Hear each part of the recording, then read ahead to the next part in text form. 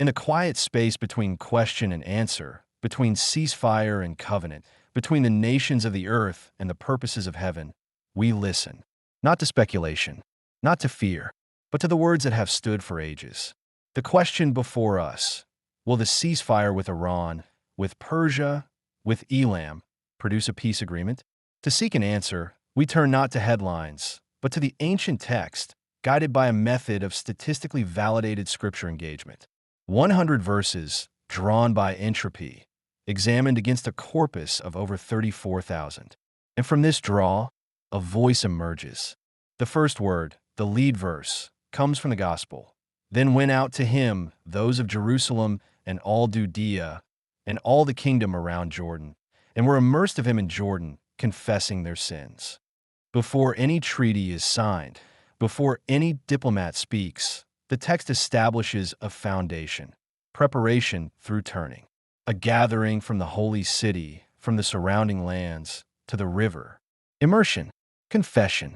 The path to peace, the scripture suggests, begins not in the council chamber, but in the heart.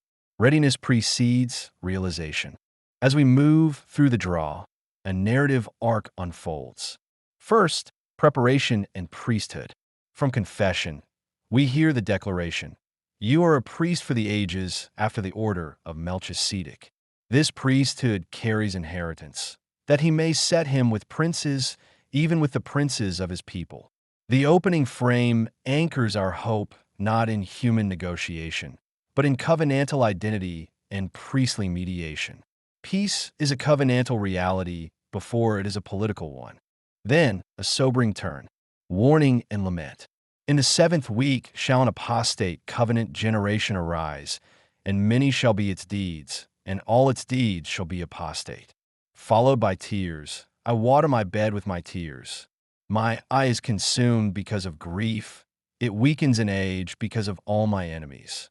In cosmic signs, smitten were the third of the sun, and the third of the moon, and the third of the stars, that darkened might be the third of them. The text does not ignore the landscape of opposition. Peace is not assumed. It is pursued through a world of tension.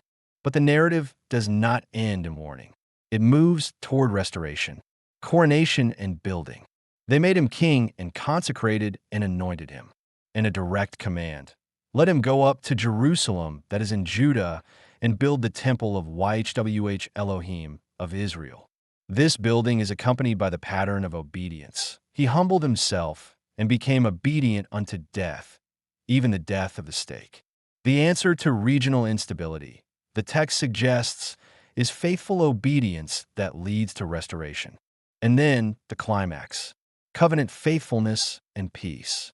If you pay heed to these judgments and observe and institute them, then YHWH Elohim will perform for you the covenant pledge and the covenant mercy that he adjured to your fathers.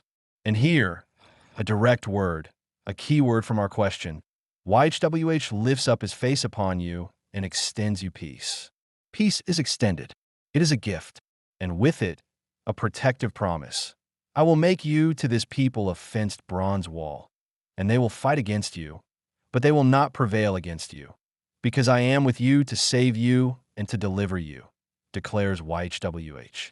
13 verses in this draw contain direct keywords from our question. Most significant, that word of peace extended. Another, recounting Moses sending messengers to the king of Edom. A diplomatic outreach amid hardship, a parallel to our question of overtures to regional powers. Another, affirming the covenant inheritance land given. Another, pointing to the building of the temple for the covenant name. Another, describing the eastern gates of the city, inscribed with the names of the 12 tribes, eastward toward the regions of Persia and Elam. These are not random echoes. They are thematic anchors, and the statistical layer confirms this textual signal. The deterministic verdict, computed by rule, not opinion. Lean yes. Probably affirmative. 99.2% probability. The three pillars of covenantal resonance, identity, inheritance, priesthood, converge at 3.7 standard deviations above baseline. An extreme anomaly. The polarity is affirmative. The convergence across multiple channels is strong. This is not noise. This is a distinctive signal, classified as exploratory, suggestive, not yet confirmatory, inviting continued discernment, not passive assumption. So, to the question, will the ceasefire with Iran, with Persia, with Elam, produce a peace agreement? The surface text of the drawn scriptures answers, yes, but with covenantal conditions. The lead verse establishes that confession and turning precede covenantal outcomes. Any peace agreement must be rooted in readiness of heart. The narrative arc moves from warning to building to peace extended. This suggests the ceasefire may be a preparatory step, not the final agreement. Peace is extended by YHWH when covenant faithfulness is observed. The regional references acknowledge diplomatic outreach amid hardship. The text does not guarantee immediate success, but frames the effort within covenantal history. And the protective promise assures that opposition will not prevail when YHWH is with his people. The numbers lean yes. The text says, prepare, obey, and receive. YHWH lifts up his face upon you and extends you peace. Peace is a gift extended by the covenant keeper. The ceasefire may be the beginning of that extension, but its fulfillment depends on heed to covenant judgments, on confession, on faithful building.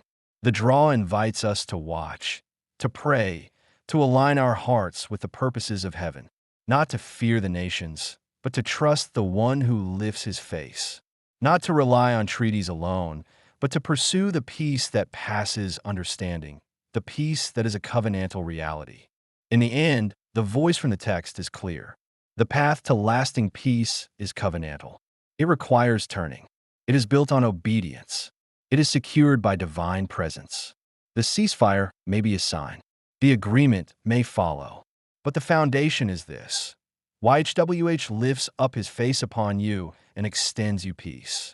Listen, prepare, obey, receive.